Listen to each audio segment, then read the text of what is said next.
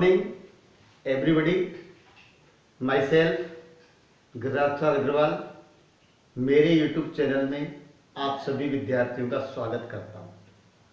आज के वीडियो में मैं कक्षा 6 से 8 तक के विद्यार्थियों के लिए कंपोजिशन पार्ट लेकर उपस्थित हुआ हूं।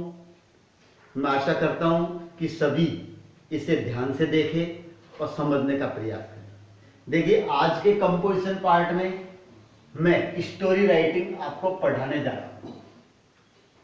पार्ट 3। पिछले 2 वीडियोज में मैंने आपको कुछ कहानियां बताने का प्रयास किया।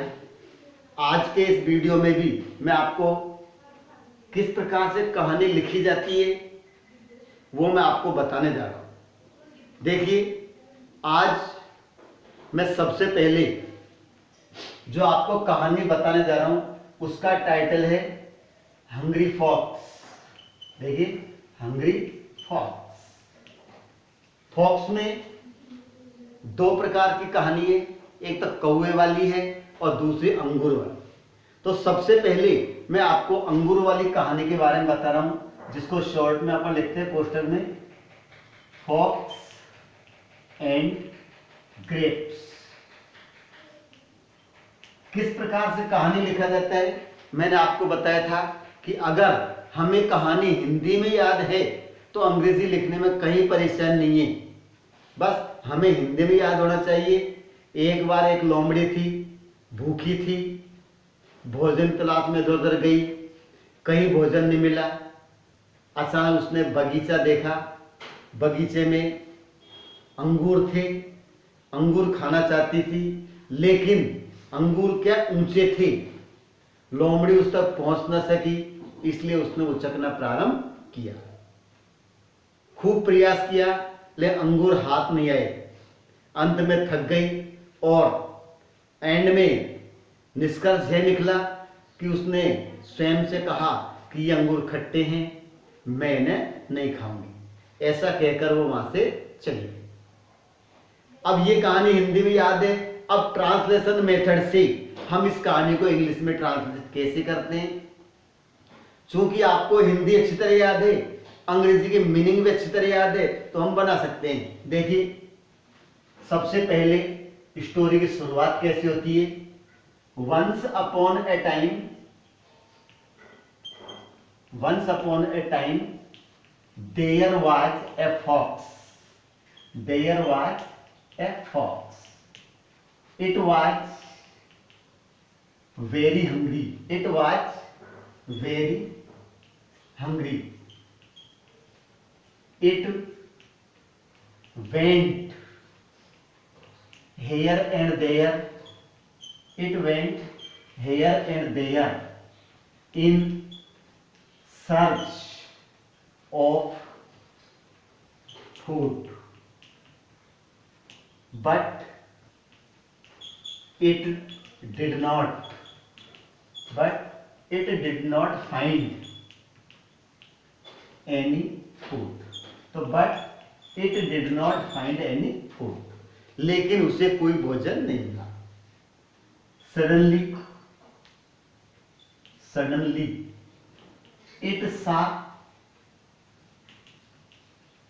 a garden. There were many bunches of ripe grapes. The fox wanted to eat them. So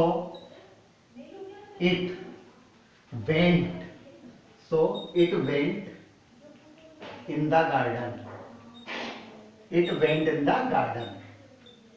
But the grapes were high. But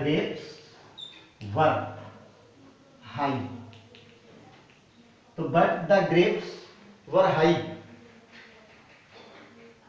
So it jumped again and again.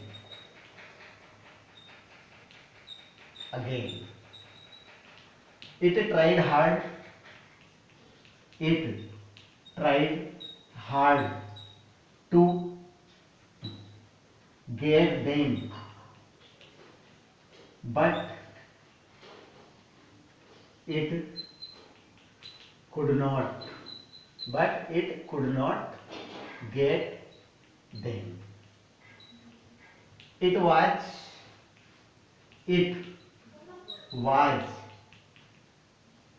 tired much.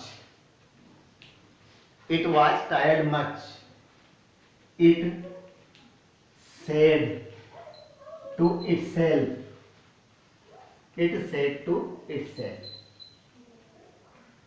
These grapes are sour.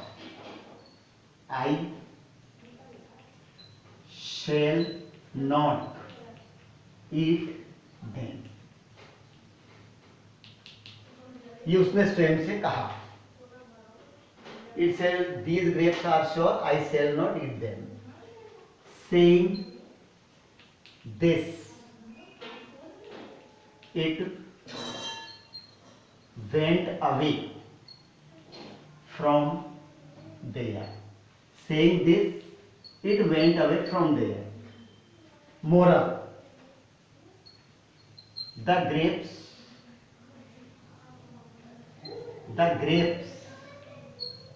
out of reach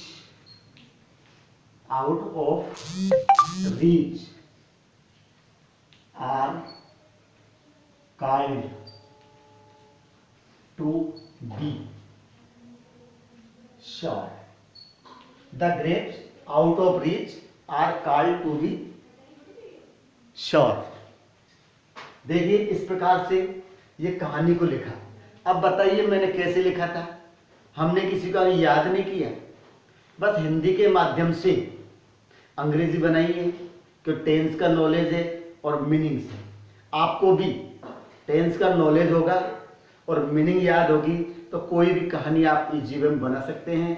और जब हम एक बार हमारा अभ्यास बन जाएगा तो आगे कहानी बनाने में कहीं दिक्कत नहीं आएगी, क्योंकि हर कहानी में अधिकांश इन्हीं शब्दों का रिपीटेशन होता है. इसी प्रकार की लैंग्वेज होती है, केवल भाषा का अंतर, केवल शब्दों का अंतर होता है. देखिए, once upon a time there was a fox. एक बार एक लोमड़ी थी. It was very hungry. बहुत भूखी थी. It went here and there in search of food. भोजन के तलाश में इधर उधर गई. But it did not find any food. लेकिन उसे कोई भोजन नहीं मिला. Suddenly it saw A garden. अचानक उसने एक बगीचा देखा. There were many bunches of ripe grapes. वहां पर पके हुए अंगूरों के कई गुच्छे थे.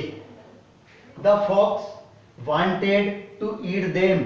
लोमड़ी उन्हें खाना चाहती थी. So it went in the garden. बगीचे में गई. But the grapes were high. लेकिन अंगूर कैसे थे? ऊंचे. So it jump again and again. इसलिए उसने बार बार छलांग लगाई. It tried hard to get them. उसने उन्हें प्राप्त करने का बहुत प्रयास किया. But it could not get them. लेकिन वे उन्हें प्राप्त नहीं कर सके. It was tired much. बहुत ज्यादा थकी हुई थी. It said to itself. परेशान हो गई. अंगूर हाथ नहीं आए, प्राप्त नहीं कर सकी, थक गई. तो उसने स्वयं से कहा, दीज ग्रेप्स आर श्योर. ये अंगूर खट्टे हैं. I shall not eat them. मैंने नहीं खाऊंगी. सेइंग दिस, ऐसा कहते हुए, it went away from there. वह वहां से चली गई. शिक्षा क्या मिलती है? Grapes out of reach are called to be sure. अंगूर जो पहुंच से दूर होते हैं उन्हें खट्टा कहा जाता है. यानी कि कोई चीज जब हमारी पहुंच से दूर होती है तो हमारा क्या स्वभाव है? हम सामने वाली वस्तु में क्या है? दोषारोपण करते हैं, उस पर दोष निकालते हैं. इसी प्रकार से फॉक्स से संबंधित एक दूसरी कहानी भी मैं आपके सामने बताने जा रहा हूं. देखिए इसमें क्या होता है. कौवे वाली कहानी है, थोड़ा सा चेंज होता है, फॉक्स एंड क्रो। क्या होता है इसका? Fox and crow. देखिए यहां तक कुछ पार्ट आपका वही रहेगा, थोड़ा सा बदलता है नीचे का पार्ट जो हम चेंज कर रहे हैं इसके अंदर, यानी आधी कहानी तो आपकी वही रह गई जो ग्रेप्स वाली में थी। नेक्स्ट अब आगे बढ़ते हैं, वही once upon a time there was a fox, it was very hungry, it went here and there in search of food but it did not find any food. हो गई यहां तक। अब आगे क्या होता है, उसे कोई भोजन नहीं मिला, तो पहले तो बगीचा दिखा था, अब क्या दिखेगा? Suddenly it saw a crow sitting in the tree, sitting in the tree. अच्छा, उसने पेड़ में बैठे हुए कौवे को देखा। It was taking a bread, it was taking a bread in its mouth, अपने मुंह में रोटी लिए हुए था। कौवा जो था पेड़ पर बैठा हुआ था, अपने मुंह में रोटी लिए हुए था। The fox wanted to eat bread, रोटी खाना चाहती थी। so it went to the crow, इसलिए कौवे के पास गई। and said,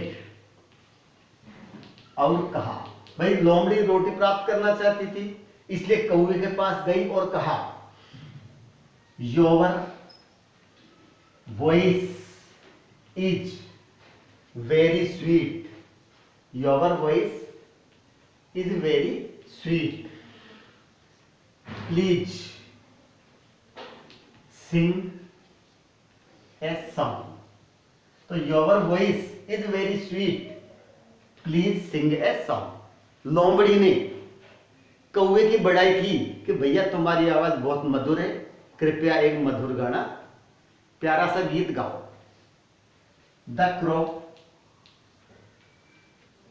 was, the crow was very happy, very glad लिख लो, फॉर दिस, इसके लिए कौवा बहुत खुश हो गया। इट बिगेन टू सिंग, तो उसने गाना गाना शुरू किया। इट बिगेन टू सिंग, उसने गाना शुरू किया। As it opened its mouth, तो as it opened its mouth, जैसे उसने अपना मुंह खोला। As it opened its mouth, जैसे उसका मुंह खोला। Its bread fell down on the ground, उसकी रोटी जमीन पर गिर गई। मुंह खोलते रोटी का जमीन पर गिर गई। फिर क्या हुआ? The fox took it, the fox took it and ran away, लोमड़ी ने उसे लिया और भाग गई। The fox took it and ran away, लोमड़ी से लिया और भाग गई। The crow had lost its bread, कौवा अपनी रोटी को खो चुका था। The crow had lost its bread, अपनी रोटी को खो चुका था। It was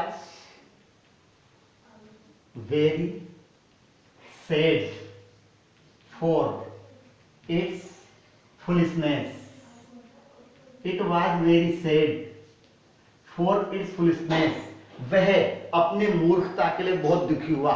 it was very sad for its foolishness, अपने मूर्खता के लिए बहुत दुखी हुआ। तो देखो किस प्रकार से मूर्ख कौवे ने लोमड़ी की बातों में आकर अपने रोटी को खो दिया। हमें भी ध्यान रखना चाहिए और शिक्षा प्राप्त करनी चाहिए। Keep distance from flatterers. देखिए मॉरल हम लिखेंगे, इसका आप लिख लें या स्क्रीनशॉट लें। मॉरल के रूप में देखिए, moral keep distance from flatterers, FLATTERORS। तो कीप डिस्टेंस फ्रॉम फ्लैटरर्स, चापलूसों से दूर रहो, ये शिक्षा से मिलती है। आप इसे लिखें या स्क्रीनशॉट लें। यहाँ पर मेरा वीडियो कंप्लीट होता है। जिन स्टूडेंट्स ने चैनल को सब्सक्राइब नहीं किया है वो चैनल को सब्सक्राइब करें और सभी मेरे वीडियोज को निरंतर देखते रहें। धन्यवाद।